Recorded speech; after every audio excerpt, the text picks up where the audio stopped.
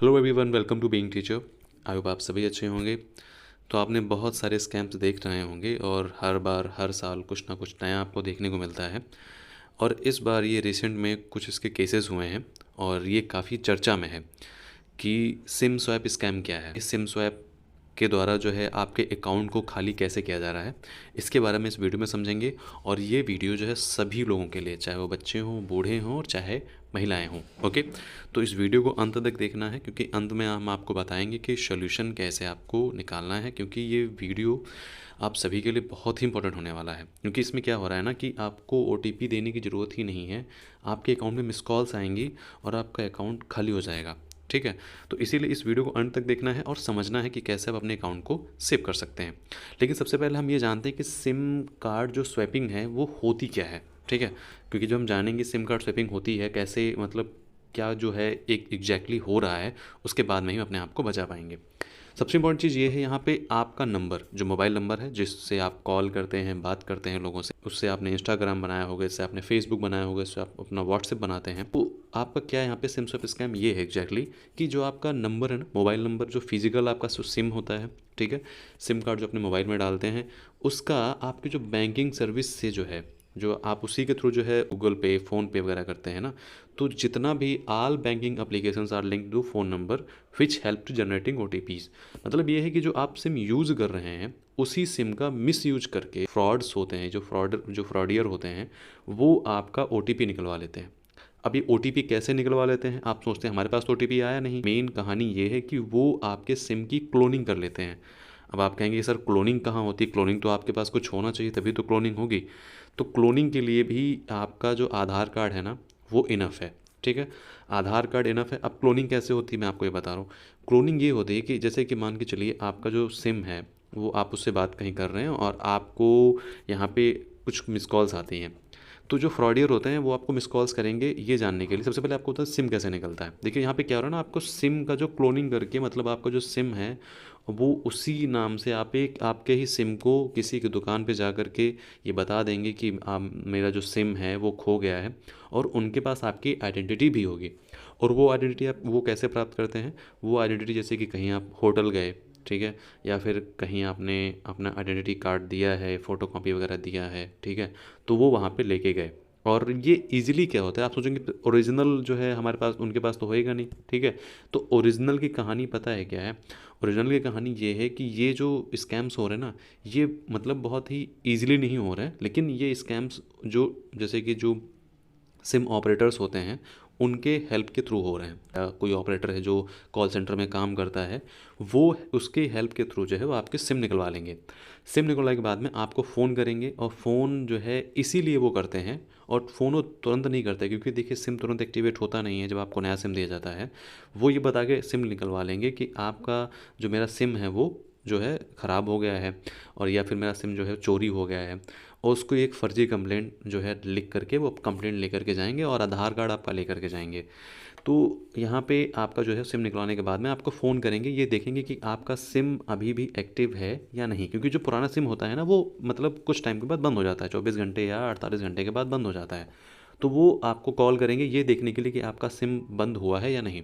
Okay, उसके बाद में फिर वो क्या करेंगे, फिर अपना सिम जो है, सिम आपका बंद हो जाएगा। उसके बाद में फिर वो जैसे कि अब कॉल आना बंद हो गई, अब आप सोचेंगे हम कॉल बैक करें, तो वो कॉल आपका उठाएंगे ही नहीं। ठीक है, वो कॉल आपका उठाएंगे नहीं, फिर आप इरिटेट होकर के क्या करेंगे, फ़ोन को साइड में रख देंगे। बस वहीं पे आपने बहुत बड़ी गलती कर देनी है, क्योंकि वहाँ पे आपको फ़ोन को साइड में नहीं रखना है। आपको तुरंत जो है कस्टमर केयर कॉल करनी है और आपको बताना है, पूछना है कि क्या मेरे सिम की कोई कॉपी जो है इशू हुई है। ठीक है, और उनको ये बात बताना ही है कि ये मतलब मुझे नंबर्स की कॉल आ रही है, इस सारी प्रॉब्लम आ रही है। तो मतलब एक तरीके से सिम की क्लोनिंग ही जो है वो सिम स्वैप स्कैम है। ओके, अब हम यहाँ पे रिसेंट इंसिडेंट देखते हैं कि भी हाल ही में पता है क्या हुआ है कि नॉर्थ मतलब दिल्ली में यहाँ पे एक एडवोकेट हैं, वो सबसे पहले जो है इसके विक्टिम बने हैं। एक कॉल आया और उनकी मिस कॉल्स आई और उन्होंने वापस कॉल करी। फिर वो इरिटेट होकर के उन्होंने क्या किया कि मतलब फ़ोन को साइड में रख दिया। अब उनको पता चल गया कि मतलब अभी सिम इनका एक्टिव है और मेरा सिम जो है अभी एक्टिव नहीं है। फिर जब कॉल्स जाना बंद हो जाती हैं तब उनका, जिनके पास, जिन्होंने आपका सिम निकलवाया है, उनका सिम एक्टिव हो जाता है और ईजिली वो OTP के थ्रू आपका सारा पैसा निकाल लेते हैं। ओके, अब यहाँ पे इम्पॉर्टेंट चीज़ ये है कि आपको इन चीज़ों से बचना कैसे है। यहाँ पे ये पहला केस है और ये आपका दूसरा केस है कि 50 लाख रुपए चोरी हो गए थे इसी के थ्रू, ठीक है। तो इसीलिए हम आपको ये बताना चाहते हैं कि आपको इनसे बचना कैसे है। देखिए, सबसे पहले कि आप जो है अपनी पर्सनल इन्फॉर्मेशन जहाँ तक हो सके वहाँ तक बहुत ही कम शेयर करें, और स्पेशली रूप से आधार कार्ड, ठीक है।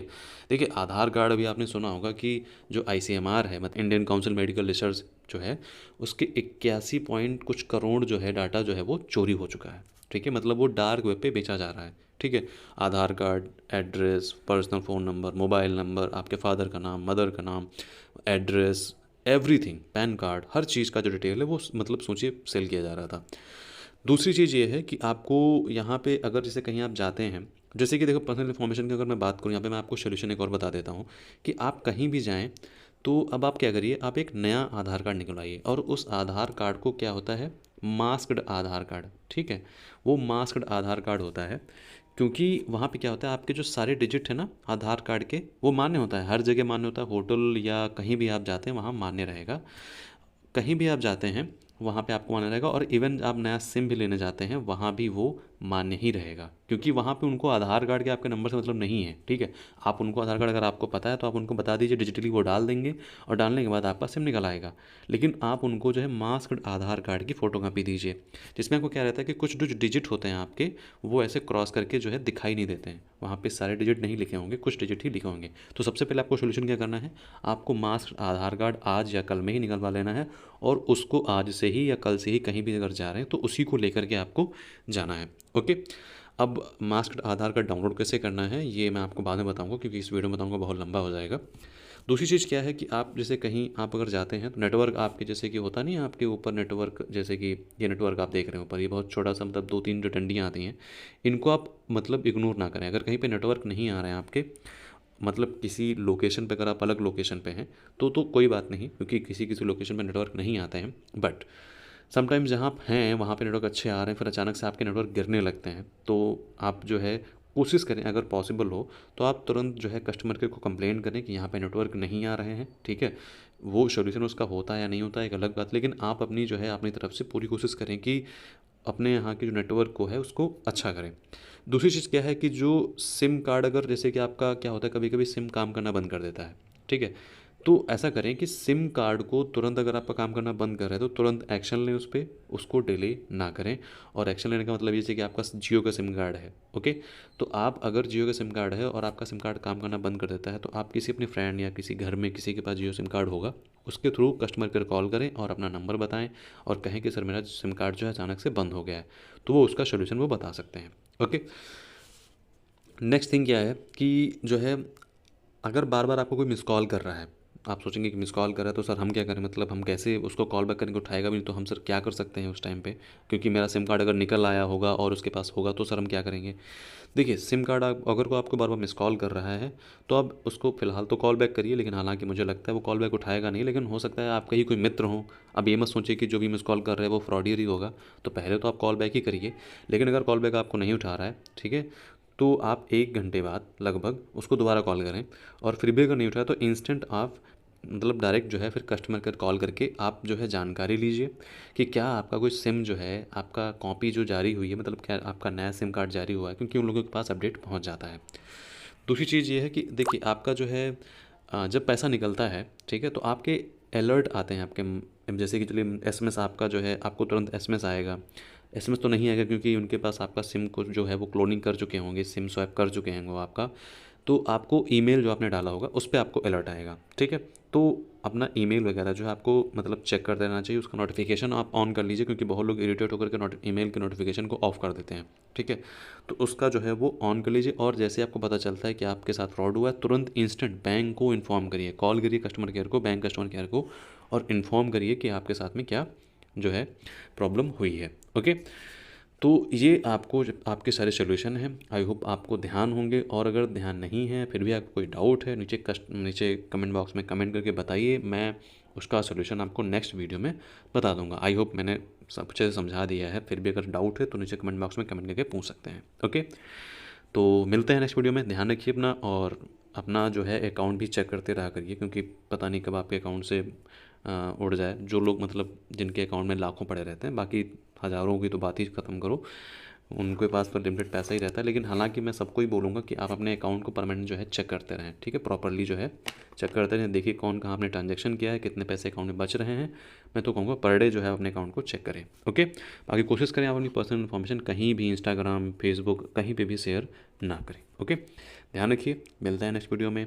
Bye bye.